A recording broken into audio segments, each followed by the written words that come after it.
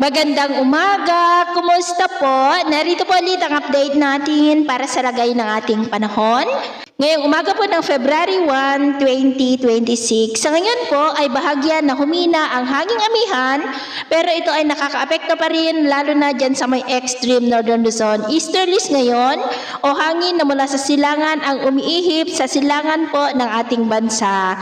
At sa malayong silangan mula po sa mga kumpol ng kaulapan na nandito ay meron na pong shallow LPA na nabuo.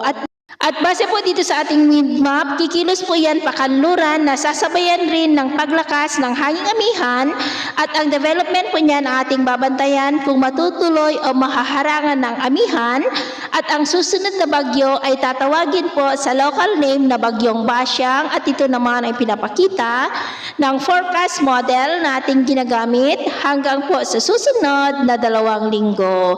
At sa lagay ng ating panahon, ngayong madaling araw ay maayos naman ang panahon sa malaking bahagi ng ating bansa, pero may tsansa pa rin ng mga isolated rains sa ilang bahagi po ng Bicol Region, Samar Island, Tacloban, ilang bahagi ng Cebu, Capiz at Aklan. At mamaya ay sisikat naman ang araw sa malaking bahagi ng ating bansa pero may tsansa pa rin ng cloudy skies with isolated rains lalo na sa ilang bahagi ng Bicol Region, Samar Island, Aklan, Capiz at dyan po sa may Calapan. At mamayang hapon, mas maraming lugar ulit ang makakaranas ng mas maulap na kalangitan with isolated rains, lalo na po sa ilang bahagi ng Southern Luzon, ilang bahagi ng Kabisayaan at Mindanao.